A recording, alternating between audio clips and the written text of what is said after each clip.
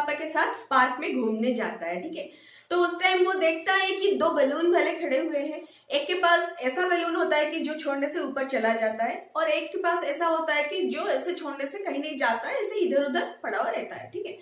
तो बच्चा एकदम पापा से मतलब पूछने लगता है कि पापा वो जो बैलून है, बैलून में एक्चुअली अंदर क्या होता है। तो फिर पापा बोलते हैं बैलून के अंदर क्या होता है, हवा होता है। तो फिर बेटा पूछ लेता है कि अगर बैलून में हवा होता है तो वो बैलून ऐसे ऊपर क्यों ऐसे चला जाता है छोड़ने से, और ये बैलून ऐसे नीचे क्यों पड़ा हुआ रहता है अगर छोड़ भी दे तो फिर पापा बोलते हैं उसमें कुछ अलग सा गैस होता है और इसमें वो गैस नहीं होता है। फिर बच्चा पूछता है क्या मतलब गैस नहीं होता है, मतलब गैस उसमें अलग से रहता है क्या, तो इसके अंदर गैस नहीं है क्या। तो हवा हवा में मतलब क्या होता है फिर, आप तो बोले कि दोनों में हवा ही है। अगर बलून में हवा है तो उसमें गैस कैसे आ गया और इसमें वो गैस कैसे नहीं है। तो ये जो क्वेश्चन है बच्चे आमतौर से ऐसे ही पूछ लेते हैं, और जो कि अच्छे से हम लोग शायद उनको सेटिस्फैक्टरी आंसर दे नहीं पाते, क्योंकि हमें उतनी अच्छी तरह से पता नहीं होता है। अगर पता भी होता है तो हमें उन्हें कैसे समझाना होता है ये शायद हमें नहीं आता है, या फिर हम भूल जाते हैं कि उन्हें समझाए या फिर उन्हें कन्विंस करे तो कैसे करें, ठीक है। तो इस तरह के जो सवाल है आपसे भी कभी कोई पूछ सकता है, या फिर बच्चों के दिमाग में कभी आ भी सकता है। तो ये सारे सवाल का जवाब जो है आपको मेरे इस चैनल में मिल जाएगा, आज के ही वीडियो में मिलेगा। तो बने रहिए मेरे इस चैनल में लास्ट तक, एंड तक मेरे इस वीडियो में। मैं हूं सुतपा, आप सबको स्वागत कर रही हूँ मेरे इस चैनल में जिसका नाम है लर्न राइट अवे बाय सुतपा। तो आज हम जानेंगे कुछ एयर के बारे में, मतलब हमारे आसपास जो हवा है उसके बारे में हम जानेंगे।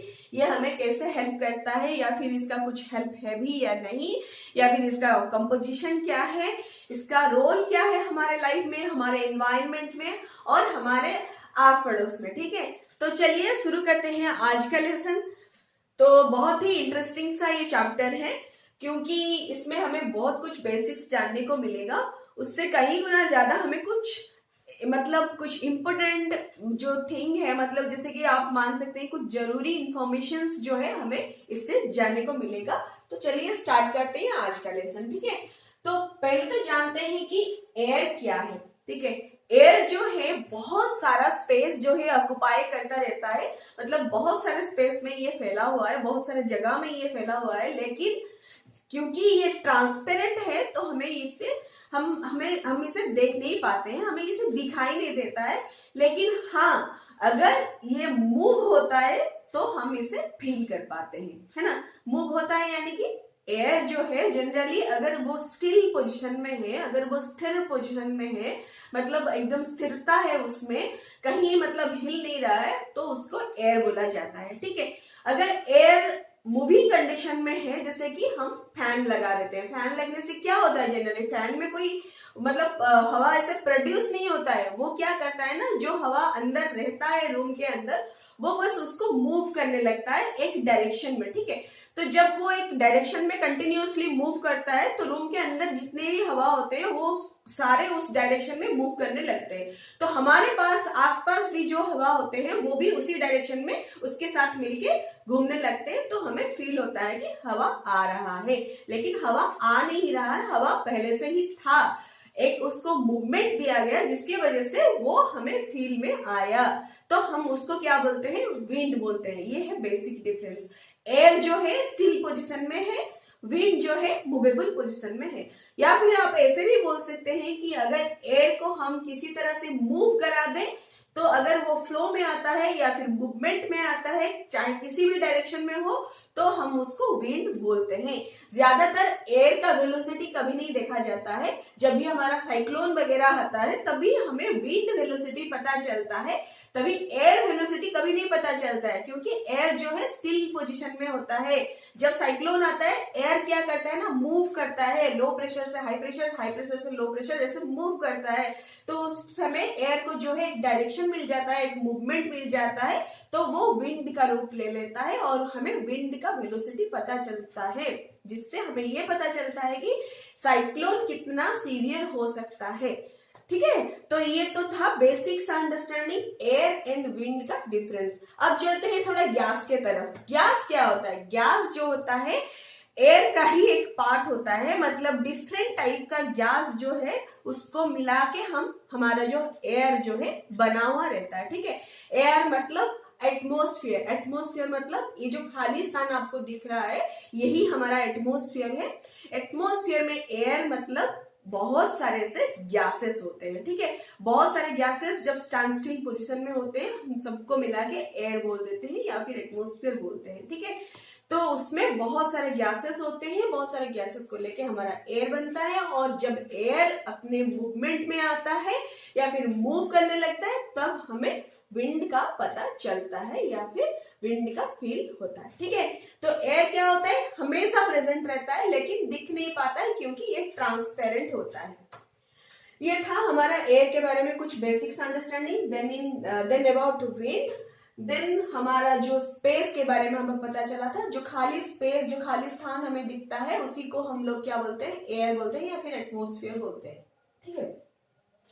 देन क्या एयर जो है हमारा मतलब सॉइल या फिर वाटर में भी अवेलेबल होता है? कभी आपने सोचा है मतलब वाटर एंड सॉइल में भी एयर हो सकता है? हाँ बिल्कुल होता है, क्योंकि देखिए जो बैक्टीरिया होता है या फिर जो भी सॉइल में जो भी एनिमल्स रहते हैं, जैसे कि हम लोग पहले डिस्कस कर चुके थे कि अर्थवर्म जो होता है वो जनरली यानी कि केंचुआ जो होता है वो मिट्टी में ही रहता है, तो उसको भी तो ऑक्सीजन चाहिए सांस लेने के लिए, तो उसको कहाँ से मिलेगा? जो ऑक्सीजन यानी कि जो एयर हमारा सॉइल में होता है उसी से ही उसको रेस्पिरेशन के लिए ऑक्सीजन मिलता है और वो सांस ले पाता है, ठीक है।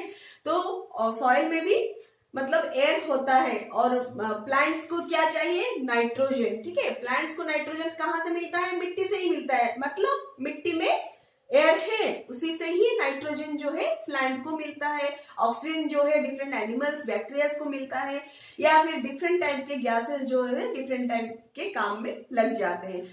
वाटर में क्या होता है? वाटर में भी होता है, ऑक्सीजन होता है, डिफरेंट टाइप के गैसेस होते हैं। वाटर में ऑक्सीजन अगर नहीं होता तो मछली या फिर दूसरे टाइप का हमारा जो पानी में जो एनिमल्स या फिर रहते हैं उनको कैसे मतलब ऑक्सीजन नहीं होता तो वो लोग कैसे सरवाइव करते? तो उन लोगों को सरवाइव करने के लिए भी ऑक्सीजन ही चाहिए रेस्पिरेशन के लिए, है ना। तो वो लोग उनका एक स्ट्रक्चर बनता है, मतलब था बॉडी में, हम लोग डिस्कस किए थे जब हम लोग डिफरेंट टाइप के एनिमल ऑर्गेनिजम्स के बारे में डिस्कस किए थे, शायद 4th या 5th चैप्टर होगा, तो उसमें हम लोग डिस्कस किए थे ना कि एनिमल का जो मतलब जो वाटर में रहते हैं मतलब एक्वस मीडियम में रहते हैं उनका गिल्स होता है। वाटर में जो डिजॉल्व्ड ऑक्सीजन होता है उसको लेने के लिए या फिर रेस्पायर करने के लिए वाटर के अंदर उनके पास गिल्स होता है, तो गिल के थ्रू से वो जो डिजॉल्व ऑक्सीजन वाटर में रहता है उसको लेके वो रेस्पिरेशन करते हैं, तो वाटर में भी ऑक्सीजन रहता है ना। तो इस तरह से हमें ये प्रूफ मिल जाता है कि एयर जो है सारी चीजों में मिला हुआ रहता है, सॉइल में भी होता है और खाली स्थान में भी होता है यानी कि स्पेस में भी होता है और वाटर मीडियम में भी होता है, ठीक है। फिर आता है एयर, एयर का कंपोजिशन। एयर का कंपोजिशन मतलब एयर में क्या क्या गैस मेनली होते हैं। पहला तो आता है नाइट्रोजन, नाइट्रोजन है सब मतलब नाइट्रोजन जो गैस है सबसे ज्यादा होता है। उसके बाद आता है ऑक्सीजन। आप ऐसे मान सकते हैं कि नाइट्रोजन एंड ऑक्सीजन मिलके ही 99% कवर कर लेते हैं एयर का स्पेस, ठीक है। एटमॉस्फेयर में 99% जो होता है नाइट्रोजन एंड ऑक्सीजन होता है और 1% जो होता है बाकी अदर गैसेस होता है, जिसके अंदर कार्बन डाइऑक्साइड भी आता है जो हम लोग जनरली एक्सेल करते टाइम छोड़ते हैं, उसमें कार्बन डाइऑक्साइड जाता है। इनहेल करते टाइम हम लोग ऑक्सीजन लेते हैं, यानी कि हम लोग इनटेक करते हैं ऑक्सीजन एंड हम लोग छोड़ देते हैं बाहर कार्बन डाइऑक्साइड, ठीक है। तो कार्बन डाइऑक्साइड जो है उस 1% गैस के अंदर आता है जिसके अंदर और भी कई तरह का गैसेस आते हैं, और वाटर वेपर हो गया, स्मोक हो गया, डस्ट हो गया, ऐसे ऐसे बहुत सारे पार्टिकल्स जो होते हैं वो सब 1% के अंदर ही आते हैं। मेनली 99% पार्ट जो हमारा होता है एटमॉस्फेयर का वो नाइट्रोजन एंड ऑक्सीजन के मिलने से ही बन जाता है, ठीक है। फिर आता है ऑक्सीजन। ऑक्सीजन जो होता है जनरली हमारा जो जलने में मदद करता है, ठीक है। जलने में क्या मदद करता है? एटमॉस्फेयर में जो डिफरेंट टाइप का गैसेस होते हैं उसमें से ऑक्सीजन जो है ज्यादातर जलने में मदद करता है। तो जब भी आप देखे होंगे कि कोई अगर कहीं पे अगर जलने का एक्सीडेंट होता है तो कोई अगर जल जा रहा है तो उसको क्या करते हैं, ब्लैंकेट ओढ़ के वहां से रेस्क्यू किया जाता है। क्यों? ब्लैंकेट ओढ़ देने से क्या होता है, एयर जो है बॉडी के कांटेक्ट में नहीं आता है और एयर नहीं आने से एयर के अंदर होने वाला ऑक्सीजन भी नहीं आता है, तो ऑक्सीजन नहीं आता है तो जलने में सपोर्ट नहीं करता है, तो बॉडी जो है कवर अप रह जाता है। तो आग जो बॉडी को पकड़ने वाला रहता है वो ऑक्सीजन के एब्सेंस में और खुद मतलब और ज्यादा जल नहीं पाता है, और एक ऑब्स्ट्रक्शन की वजह से वो आग जो है बंद हो जाता है, यानी कि बुझ जाता है। ठीक है, तो ज्यादातर कवर अप करके, ब्लैंकेट से कवर अप करके उसके लाया जाता है, जो भी एक्सीडेंट में सफरिंग हो रहा है उसको लेके बाहर लाया जाता है या फिर रेस्क्यू किया जाता है, क्योंकि ब्लैंकेट जो है बहुत अच्छा से एयर को प्रिवेंट कर लेता है। आप लोग अच्छी तरह से फील किए होंगे, मतलब विंटर में जब हम लोग ब्लैंकेट ओढ़ लेते हैं तो हमें कंप्लीटली बाहर का जो ठंड है अंदर महसूस नहीं होता है और अंदर का गर्मी जो है बाहर नहीं जाता है, तो ये एकदम एक बैरियर जैसा काम कर रहा है। तो यही एयर को जो है, बाहर का एयर जो है अंदर ना आने पाए और अंदर का एयर जो है बाहर ना जाने पाए, इसी के लिए एक कवर अप दिया जाता है, जो कि ब्लैंकेट से अच्छा मीडियम कोई हो नहीं सकता। ठीक है, फिर आता है हमारा ऑक्सीजन का दूसरा जो पर्पस है। दूसरा जो पर्पस ये है कि जिस तरह से वो जलने में मदद करता है उस तरह से वो हमारा सांस लेने में भी बहुत जरूरी है। अगर ऑक्सीजन नहीं होता तो हम लोग सांस नहीं ले पाते। सारे चीज जो भी सांस लेते हैं आप जान दीजिए कि मतलब आप जान लीजिए कि सबको मतलब ऑक्सीजन ही चाहिए सांस लेने के लिए। इवन प्लांट्स भी जब रेस्पिरेशन करते हैं तो उन्हें भी ऑक्सीजन की ही मतलब चाहिए होता है, क्योंकि ऑक्सीजन के बगैर रेस्पिरेशन पॉसिबल नहीं है।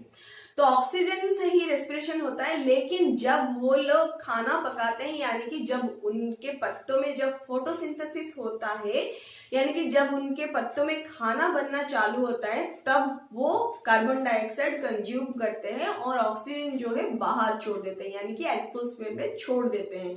और कार्बन डाइऑक्साइड जो हम लोग ज्यादातर एक्सेल करते टाइम छोड़ देते हैं एटमॉस्फेयर में, उसको वो लोग कंज्यूम करके अपना खाना बनाते हैं। ठीक है, तो इसीलिए मतलब प्लांट भी तो ऑक्सीजन ही लेते हैं रेस्पिरेशन में।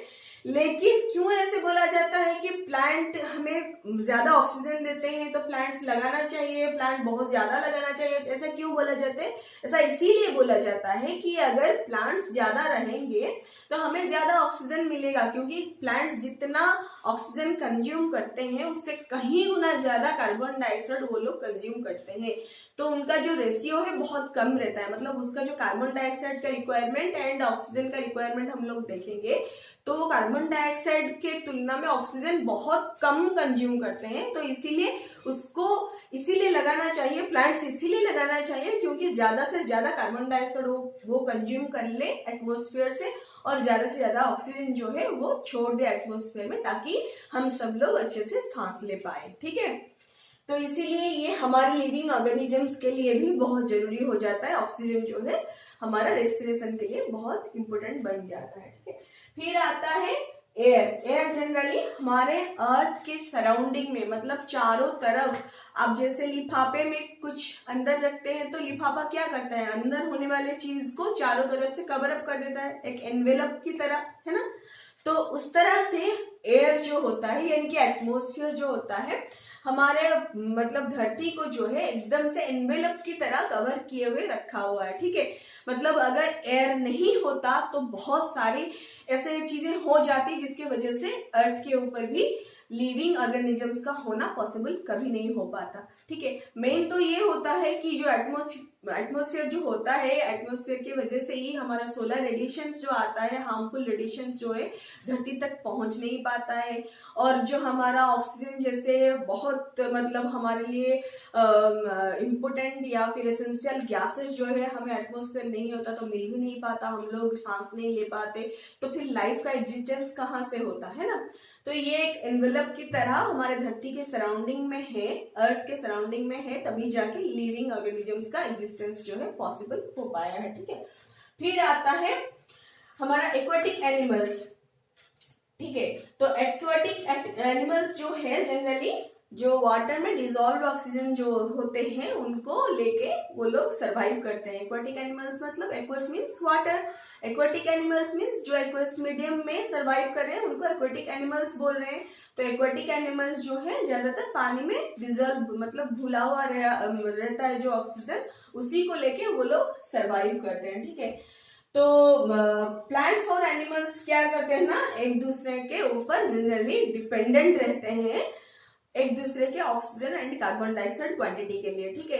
तो जो हम लोग कार्बन डाइऑक्साइड जैसे बाहर छोड़ देते हैं, तो उसको अगर प्लांट्स नहीं होते और कंज्यूम नहीं करते, तो एक दिन ऐसा होता कि कार्बन डाइऑक्साइड की मात्रा जो है एटमॉस्फेयर में बहुत ज्यादा बढ़ जाता, और कार्बन डाइऑक्साइड बहुत ज्यादा बढ़ने से क्या होता, टेम्परेचर का बहुत ज्यादा ग्रो हो जाता, तो एकदम से बहुत ज्यादा मतलब इनबैलेंस हो जाता, सारे चीज जो है एनवायरनमेंट जो है बहुत ज्यादा इनबैलेंस्ड हो जाता, और लिविंग ऑर्गेनिजम्स नहीं रह पाते हीट के वजह से, या फिर आप ऐसे बोल सकते हैं कि आइस कैप का मेल्ट होने की वजह से, या फिर ग्रीन हाउस इफेक्ट की वजह से, ऐसे बहुत सारी चीजें जो हो जाता है जिसकी वजह से कि लिविंग ऑर्गेनिज्म जो होता है एकदम से स्माश हो जाते। तो एक दूसरे के ऊपर जो हम लोग डिपेंडेंट हैं, मतलब हम लोग कार्बन डाइऑक्साइड छोड़ रहे हैं एटमॉस्फेयर में, प्लांट्स उसे कंज्यूम कर रहे हैं, प्लांट्स फिर इन रिवर्स ऑक्सीजन दे रहे हैं जो हम लोग ले रहे हैं इनडायरेक्टली, वो लोग क्या प्लांट्स जो क्या कर रहे हैं, प्यूरिफाई कर रहे हैं हमारे एटमॉस्फेयर को, और बहुत ज्यादा मात्रा में वो लोग कंट्रोल में ला रहे हैं, बैलेंस में रख रहे हैं, जो गैस जितनी होनी चाहिए वो गैस उतनी मात्रा में रह पाए, उसमें प्लांट्स का जो मतलब वैल्यू है बहुत ज्यादा बढ़ जाता है, उनका जो योगदान है आप मान सकते हैं बहुत ज्यादा एसेंशियल हो जाता है, नेसेसरी हो जाता है।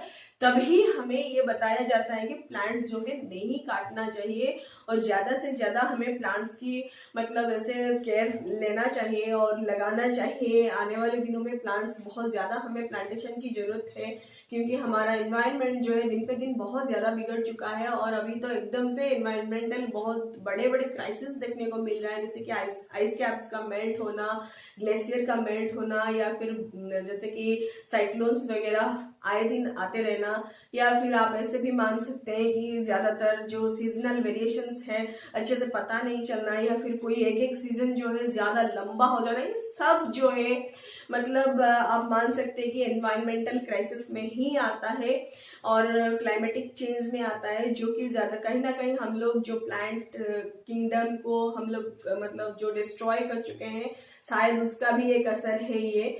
तो ज्यादा से ज्यादा हमें प्लांट्स बचाने चाहिए और उनकी रक्षा करनी चाहिए। अगर हम चाहते हैं कि हम जिंदा रहे, हम सरवाइव करें, तो प्लांट्स की भी रक्षा हमें करनी चाहिए, ठीक है। तो इसी नोट के साथ, इसी मतलब मोटिव के साथ हमारा ये लेसन आज का जो है खत्म हो रहा है। आशा करती हूँ आप सबको अच्छा लगा होगा। अगर अच्छा लग रहा है, समझ में आ रहा है, तो please please like and subscribe कीजिए, एंड दोस्तों के साथ शेयर करना मत भूलिए, ठीक है। Thank you so much and नमस्ते।